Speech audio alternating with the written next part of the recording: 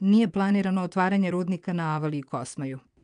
Sve što se radi, radit će se u skladu sa javnim uvidom, navela je resorna ministarka. Povodom navoda da se prostorni plan područja posebne namene predela izuzetnih odlika Avala, Kosmaj radi za potrebe rudarenja, u Ministarstvu rudarstva i energetike Srbije kažu za Tanjug da otvaranje rudnika na Avali kao ni na Kosmaju nije planirano.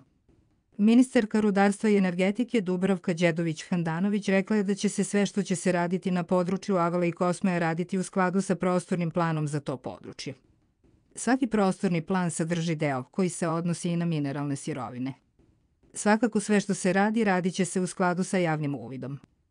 Tako da će apsolutno javnost imati adekvatnu mogućnost da da svoje komentare, a onda će to nadležne institucije uzeti u obzir, rekla je Đedović-Handanović i dodala da je Ministarstvo saobraćaja, građevinarstva i infrastrukture također ranije dalo odgovor na pitanje šta će se raditi na području Avala i Kosmaja.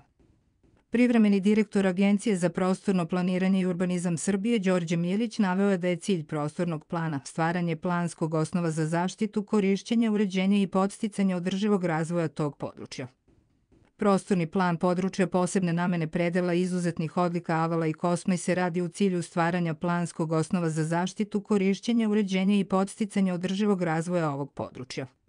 Svi komentari na društvenim mrežama koje prenose pojedini mediji su neistiniti, zlonamerni, predstavljaju širenje lažnih vesti i imaju za cilj izazivanje panike i nereda.